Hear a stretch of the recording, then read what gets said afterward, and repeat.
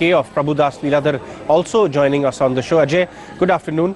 The market has been nervous ever since the budget speech was announced, but now seem to be finding some feet, perhaps a combination of value buying and what people are reading into. How did you approach the fine print? What do you make of the extent of slowdown which everyone is talking about, including corporates?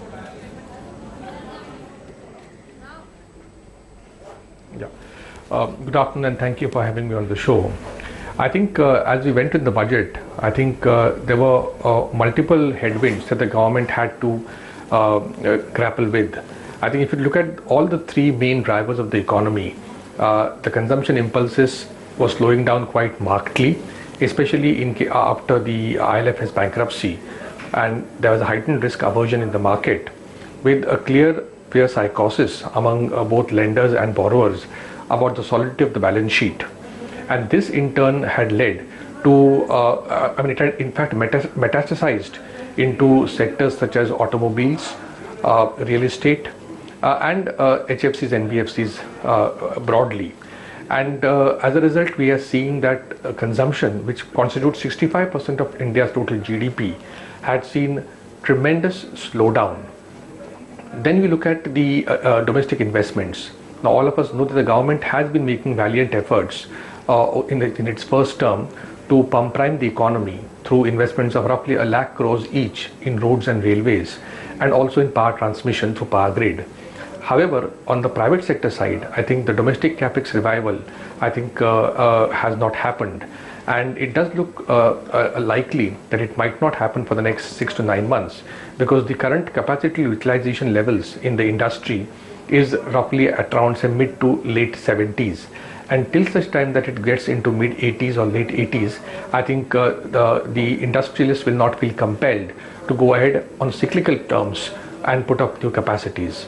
Also, one fallout of the successful IBC regime has been that the cash-rich promoters, let's take the instance of Tata's or Aditya Birla Group or the JSW Group or Vedanta, they have ended up buying world-class assets like Bhushan Steel or Monnet Ispat or JP Associate Cement Plants or Bidani Cements or Electro Steel respectively at very good valuations.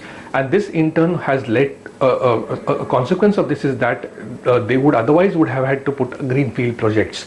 So now they are getting brownfield projects that are ready, where the operations were hampered because of lack of working capital support that the previous promoters had from the banking sector. But now with these marquee promoters coming in, they can ramp up the capacities quite significantly and sweat those assets. Now, as a result, the newer orders that they would in turn have put into the market with various capital goods manufacturers have got deferred. So that's why these are two headwinds that the domestic capex cycle will have to overcome, and that's why I think that it will take some time for the revival in capex to happen. And lastly, because of the ongoing trade war between America and China, I think the global velocity of trade has slowed down. The IMF also has warned that the global economy will slow down. Now, although India is relatively immune, because only roughly 15% of our GDP is contributed by net exports, but on the margins, we do get impacted by the slowing global trade. And that is evident in the anemic growth in exports that one has seen over the last few years. So all the three major pillars of economy are facing massive problems, and hence I think it is imperative on the part of policymakers to work in coherence both on the monetary authorities and the fiscal authorities to ensure that these over the next 3 to 6 months they need to navigate the economy very adroitly and ensure that adequate support is provided to those sectors which are crying for help, sectors such as auto ancillaries, which have very large backward and forward linkages in the economy, which are large providers of employment, and at the same time which also have a tremendous multiplier impact on other sectors of economy, have been crying for help, and unfortunately the help is not been forthcoming. What one is seeing is I would say a very not so well thought out plunge into the EV space, which in the long term is very good from the intergenerational environmental legacy that we are leaving, that we will be leaving behind. But then what about the fair and immediate problem of a large sector which is crying for help, either through a reduction in the GST rate or certain fiscal stops which did. I think that's on the auto sector. Then Ajay, you look let at me interrupt you over. Can you break down these the issues government one has by made one? an attempt to help them. Right. Let's take these issues one by one. We saw some attempt being made by the government. We may argue, was it adequate or not? And some work outside of the budget as well. But generally, when this kind of a slowdown hits an economy, you've seen cycles historically as well. How much time does it take usually for markets to price it in and start moving on? Because the slowdown got accelerated last couple of months, but markets have been in a corrective phase for almost 1.5 years now. So when market will start pricing in a recovery in your view? Yeah. So I think let's look at auto sector to start with, and then we'll look at the broader market. I think the problem started since last August, September. I think in the run-up to the last festival season, a large amount of production build-up had happened, and to various factors like increase in insurance costs or increase in fuel prices at that point in time, and heightened risk aversion in the wake of ILFS bankruptcy, I think the sales plummeted, and it's been 8 months on a trot.